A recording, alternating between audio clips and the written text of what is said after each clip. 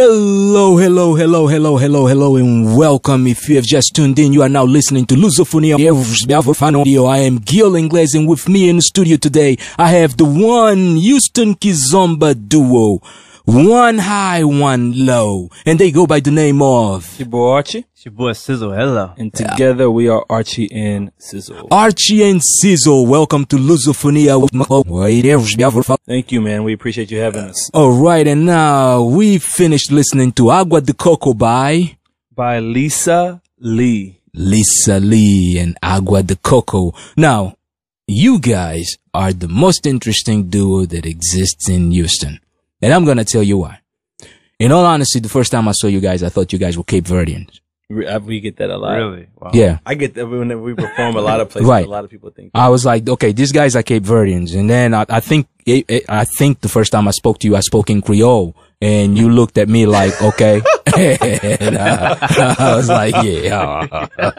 I was like, all right, my Creole may be messed up.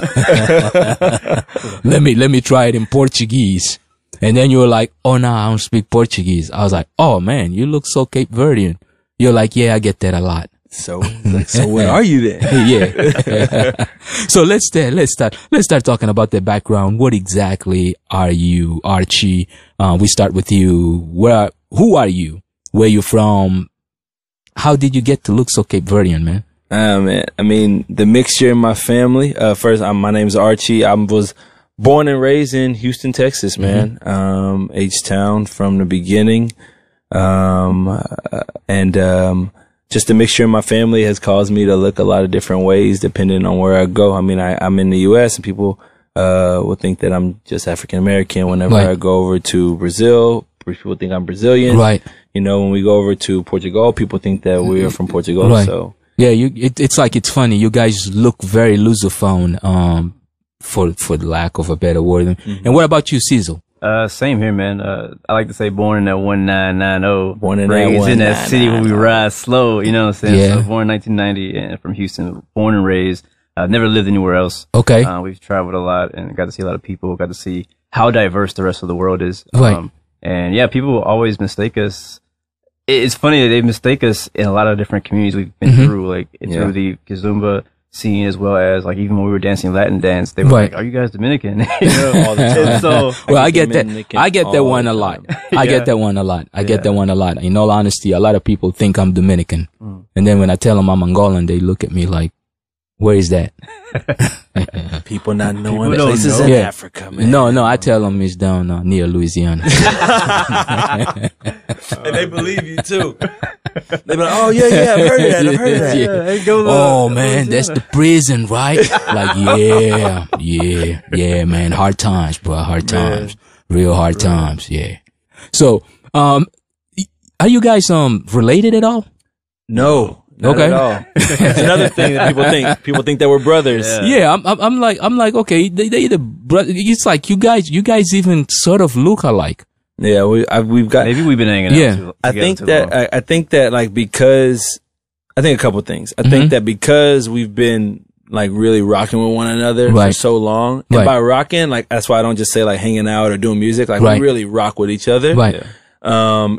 It can cause people to think that we're related, right? And then because we hang out, people think that we look alike. And then because we see eye to eye on a lot of stuff, right? Which in turn causes our business relationship and our friendship to be like really, really good, right? So that can also be something that causes people to think like, oh, they have to be like unrelated because they have just a different level of connection, right? And also, we're very opposite in a lot of ways too. Oh, really? Opposite, yeah. Like brothers would be, right, for sure. Like I'm definitely more of the extroverted one, okay. And he's like he could like talk to nobody. And be good. And be cool. Yeah. Oh, that's how, I'm on the dance floor. You're on the dance floor. That's how he's communicating. That's how I communicate. That's your only line. Either stage or dance floor. Yes. Yeah, but normally when I see you, you're pretty like on just like you're chilling. Yeah. Yeah. It's so interesting too because that kind of stuff is super dope. Yeah. Whenever you see somebody who like their stage presence is like intense, on fire, right? Energy. Yeah. And then they get off the stage and like they're like go back to being as normal as like nothing happens. Right, exactly. I know. I think it's how I am. Like my natural personality is introvert. Like I'm just not like. But when I'm on stage, it's like That's your zone. Yeah, like my zone is like a whole different story there. Yeah, that's a good thing to have. It may be a height thing. Maybe. Because this is very interesting, and I'm sure that you guys get this a lot. How tall are you? I am 5'4". And you are? I had to throw that in there. At least he didn't say 5'4.5". No, I'm 5'4 and 3/4. Yeah. No, I'm 6'4". You're 6'4". Yeah. Dude, that's a huge difference. It's a whole like you got to see us at photo shoots. Yeah. That can be thing, right, man. Like we've gotten so good at like being a duo that like even like how I pose or like the distance that we each stand from the camera or whatever, like we try to make it enhance each other. Exactly. And we never actually like say it. Like it just happens. Just do it. We just know how to adjust. Vision, man. Yeah. It's all about vision, perspective. It's like you both have the same vision, good perspective, and that's a good thing. And how long have you guys been rocking with each other? I mean, how long have you guys been a duo? And how did that even come about? So it's been since 2000. What are we in 2019? Yeah. Worth It All came out in 2014. I think that. Okay. Yeah. 2014. So that was about 5 years ago. About 5 years. Okay. And basically we both were doing music in the Houston scene before we started doing Kizomba music. Okay. And so what happened was, we were basically like, I was out with some friends at a Latin dance spot. Right. And I was dancing and then I saw him and I was like, bro, I didn't know that you danced salsa. And he was like, yeah. And he was like, I didn't know you danced. So then after that, we just realized that we both like to do that. So we started like hitting each other up and we would carpool to the spots and we were hanging out a lot more because we had seen each other in the dance scene whenever we were doing music together. But we started hanging out a lot more whenever we realized that we both had dance in common. Right. So then fast forward, we discovered Kizomba. Okay. And after that, literally probably, I don't know, like 6-7 months, maybe even a year after that, we were like, yo, we should try to make a Kizomba song, a Ghetto Zouk song and see what happens. And, now, when you guys, I guess, were singing previously to both of you. Solo. Right. Solo, yeah. So each one of you guys was doing his own solo career. Yeah. Okay. So then basically you guys just become a duo to pick up chicks. Not exactly. Pick up girls. We was both single. Pick up ladies. We were both single at the time, but it was really about the music, man. Like it really was about I can already see how this thing goes. Right.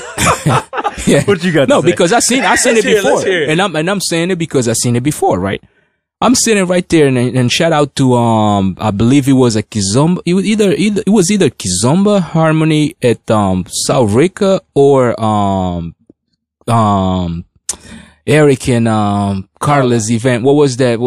Tabanka event. And I recall these two ladies walk in and they like, oh, they brothers. I didn't know. So I'm like, oh, that's interesting. And that was actually the first time in which I interacted with you. And that was, I believe, in 2015, if I'm not mistaken. We performed at Tabanka event, but it was at a, was it the one down at that building that they rented? So then that's probably where it was. I know that may have been where it was, dude. I know, shout out to whoever that building was. I don't even remember. 2015, man. I'm an old man. I don't remember stuff like that. I don't remember 3 months Small ago, details. so we good. I remember 3 days ago. Yeah. But I tell you what, though, I remember good music. Nice. Yeah, and I normally ask my guests to play good music, man. So to give me the picks that they have for good music. So let's go into another song. If one of you guys can tell me what song we're going into and why we're going into it. Next song we're going into is Red Dress. Okay. By us. Okay. Archie and Sizzle featuring Michael Forever. Michael Forever. Man, this track right here. This is probably one of our most popular songs in the Kizomba scene. I want to say really quick background, not long, Go ahead. but I always remember we wrote this in a hotel in Canada. Yeah. Okay. We did. What city? Montreal. Montreal. Yeah, we were in Montreal. And it's Red Dress? Yes. It's called Red Dress. Red Dress. when I told you these guys that do it to pick up girls, man, y'all doubt me. Come on now. Come on, man. I'm an expert in this kind of stuff. So let's go into Red Dress by Archie and Sizzle. Hey, and this is in the building. Archie and Sizzle are the bomb, the bomb, the bomb, the bomb.